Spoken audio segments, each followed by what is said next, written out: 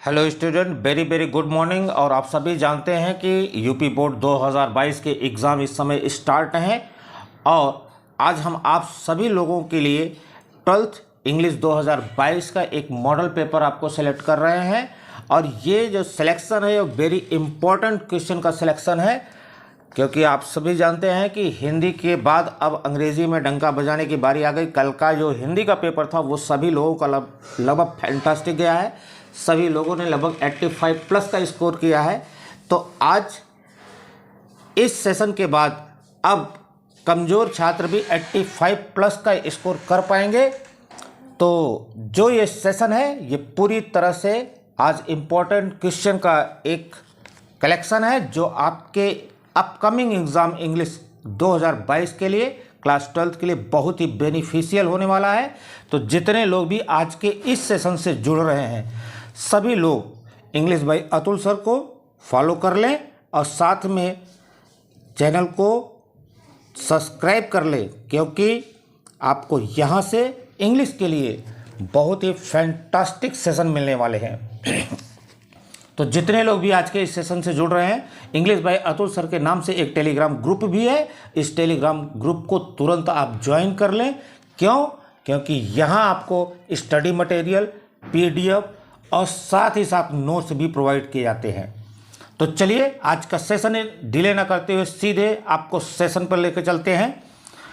जो आज का पहला क्वेश्चन आपका आ रहा है वो है क्वेश्चन है the art of making maps and charts. The art of making maps and charts. पहला जो ऑप्शन है वो है कार्टोग्राफी, कैलीग्राफी, मेटलर्जी और पैलियोग्राफी। ये चारों आपके बहुत ही इम्पोर्टेंट वर्ड्स हैं और ये वन वर्ड्स का आपका क्वेश्चन बनता है। तो आइए हम सभी लोग जानते हैं the art of making maps and chart एक ऐसी कला जो मानचित्र और चार्ट को बनाने में की कला जो होती है उसे हम क्या कहते हैं। तो एक एक को जानेंगे। कार्टोग्राफी जो है उसे हम कहते हैं मानचित्रकारी।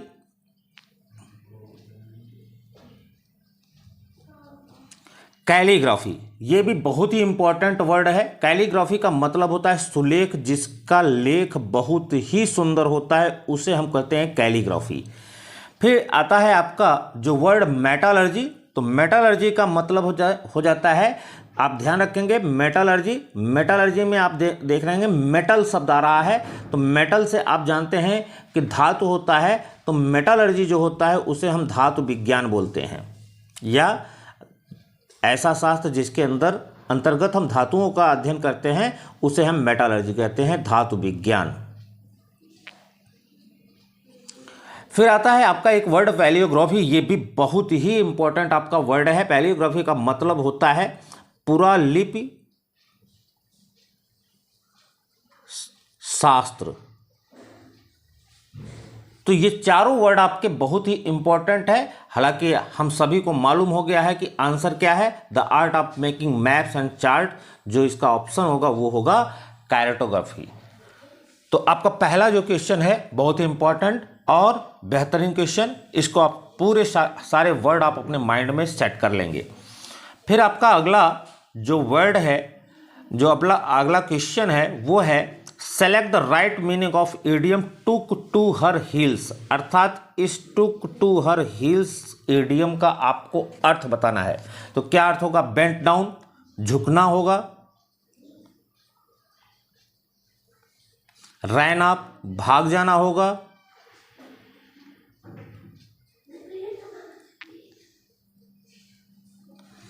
किक्ड ऑफ हर शूज, अपने जूतों से लात मारना,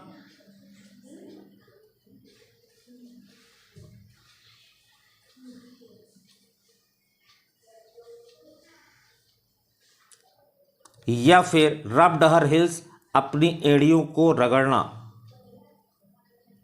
अभी तक आप लोगों ने आंसर सेलेक्ट कर लिया होगा। तो आप सभी को मालूम होगा, मैंने ये क्वेश्चन भी करा लिया है। टुक टू हर हिल्स का मतलब होता है मैदान छोड़कर भाग जाना। Ran off. तो एकदम इम्पॉर्टेंट क्वेश्चन की कैटेगरी में ये भी है। आइए, ये क्वेश्चन आपको पूरी तरह समझ में आ गया होगा। अब हम चलते हैं अगले क्वेश्चन की तरफ।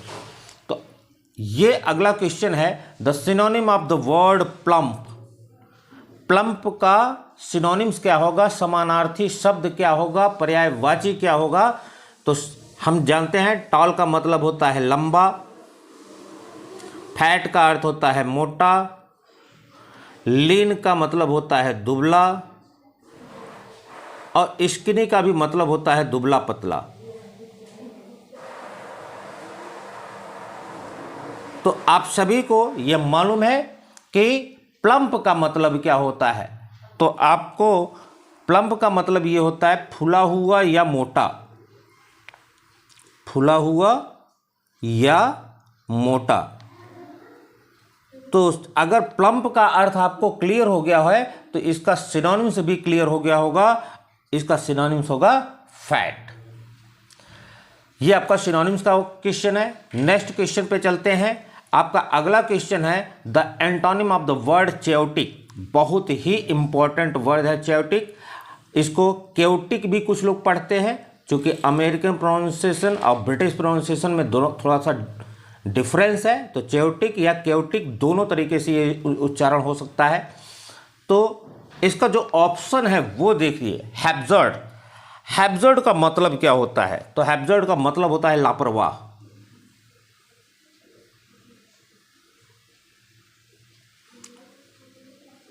ऑर्गेनाइज्ड, ऑर्गेनाइज्ड का मतलब होता है सुनियोजित होना, सुनियोजित होना या व्यवस्थित होना।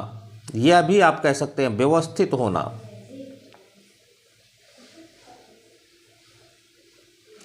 चार्मिंग, आकर्षण या, और चेरिस्मेटिक, ये भी बहुत ही इंपॉर्टेंट आपका वर्ड है। चेरिस्मेटिक का मतलब होता है आकर्षक व्यक्तित्व, आकर्षक व्यक्तित्व। तो ये आपके चारों वर्ड्स के अर्थ आपको क्लियर हो गए, लेकिन चेयोटिक का क्या अर्थ होता है ये आपको अभी थोड़ा सा दिक्कत कर रहा होगा। तो चेयोटिक का मतलब होता है अस्त व्यस्त। चेयोटिक का मतलब क्या हुआ, अस्त व्यस्त। हमको बताना है एंटोनिम। तो जो अस्त व्यस्त है उसका विलोम होगा सुनियोजित होना या व्यवस्थित होना, ऑर्गेनाइज्ड हो जाएगा। तो ये भी आपका क्वेश्चन समझ में आ गया होगा। अब हम चलते हैं अगले क्वेश्चन पर। क्वेश्चन है चेंज इनटू इनडायरेक्ट। हमको इनडायरेक्ट में चेंज करना है। तो डायरेक्ट क्या है, Anju said to her mother please let me allow to go to Agra for one day trip. तो हमको ये मालूम है, सीधे हम आरएस पे फोकस करते हैं। यहाँ आपको मिल रहा है प्लीज़ और लेट मी। हमने आपको दोनों तरीके से बताया कि प्लीज़ और लेट मी दोनों रिक्वेस्ट शो करते हैं। तो यहाँ आप बिल्कुल आप दिमाग में सेट कर लीजिए कि प्लीज़ और लेट मी दोनों क्या शो करते हैं, रिक्वेस्ट शो करते हैं। तो यहाँ जो इनडायरेक्ट स्टार्ट होगा इसका वो होगा अंजू रिक्वेस्टेड हर मदर, और यहाँ अब कंजक्शन क्या होगा।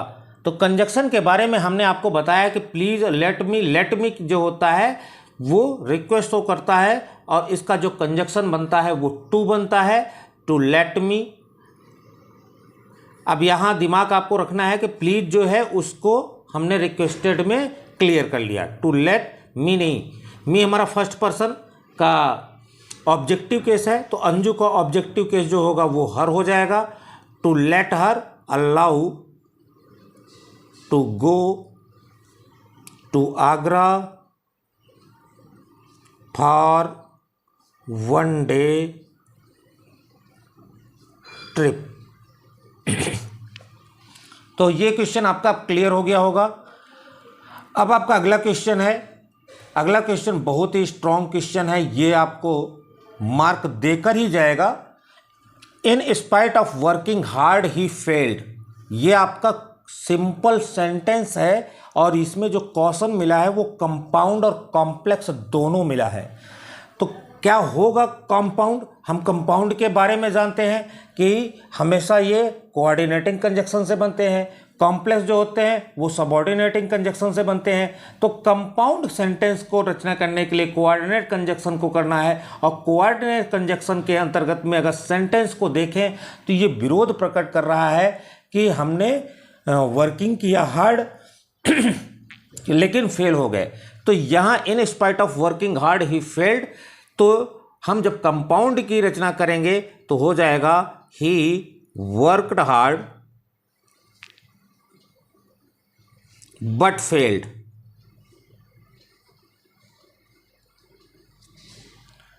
अब हम करेंगे इसी को कॉम्प्लेक्स, इसी सेंटेंस को कॉम्प्लेक्स में अगर हम चेंज करना चाहें तो हमको यह मालूम है कि एक तरफ रीजन है और एक तरफ रिजल्ट है।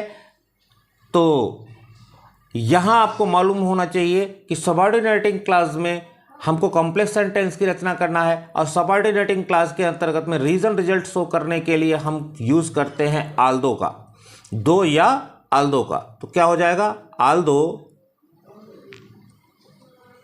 ही वर्कड हार्ड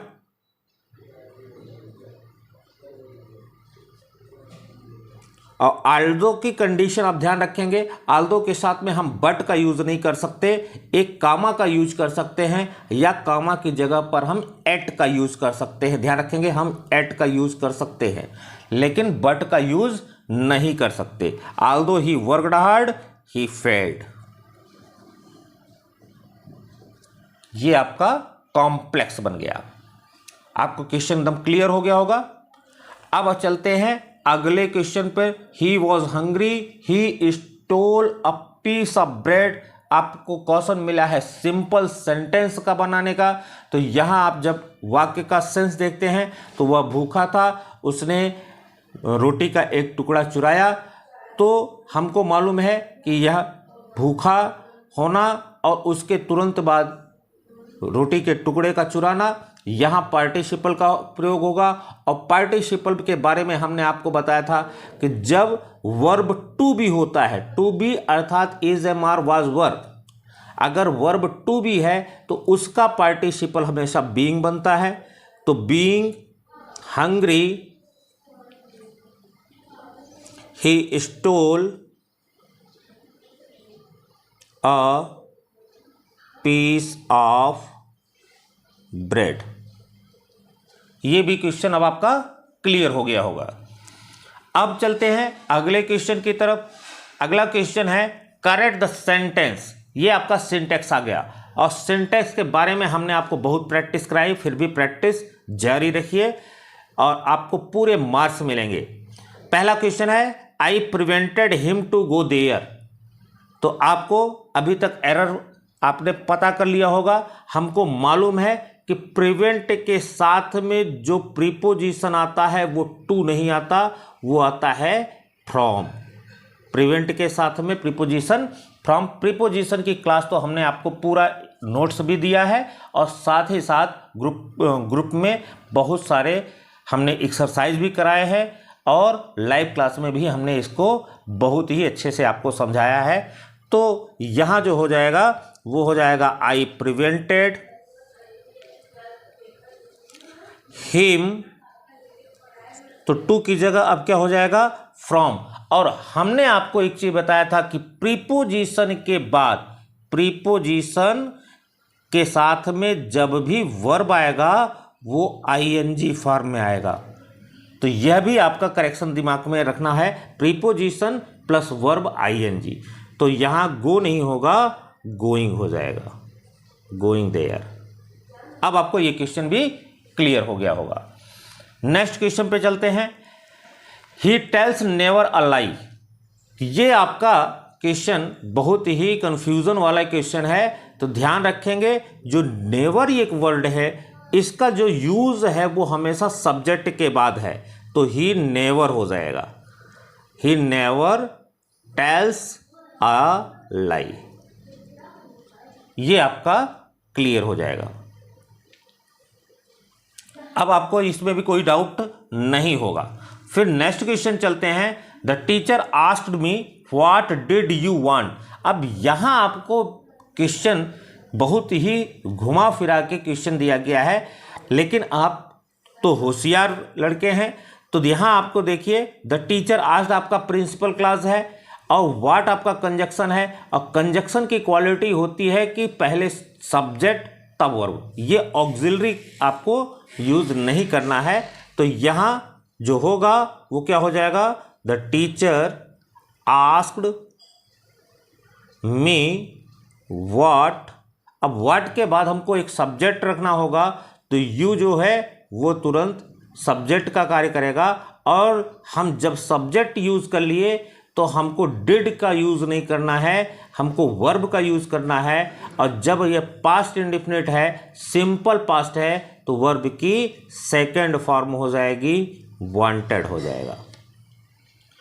तो ये भी क्वेश्चन आपको क्लियर हो गया होगा।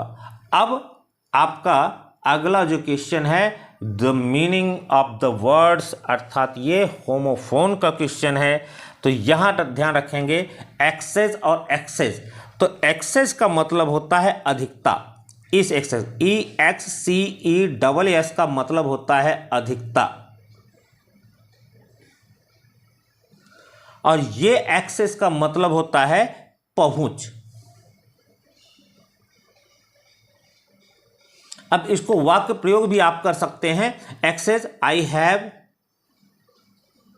Have no excess money.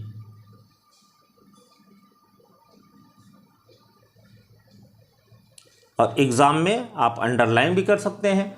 फिर एक्सेस, तो यहां आप देखेंगे एक्सेस का मतलब होता है पहुंच। I have no access to prime minister.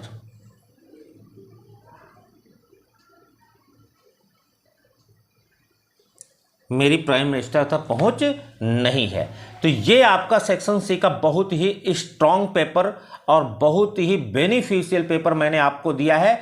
मैंने एक एक क्वेश्चन बहुत ही अच्छे से समझाने का प्रयास किया है। फिर भी आपको कहीं भी डाउट हो, आप तुरंत कमेंट के माध्यम से क्वेश्चन कर सकते हैं। और अब जितने लोग भी आज के इस सेशन में नए बने हैं, अगर अभी तक चैनल को सब्सक्राइब नहीं किया है तो चैनल को सब्सक्राइब कर लें, बेल आइकन को प्रेस कर लें, क्योंकि ऐसे शानदार सेशन आपको टाइम से मिले। और आप इसके बाद यदि आज का सेशन आपको अच्छा लगा है तो एक शेयर जरूर करें, क्योंकि आपका ये एक शेयर आपके बहुत सारे छोटे भाई बहन का एग्ज़ाम अच्छा कर सकता है। धन्यवाद।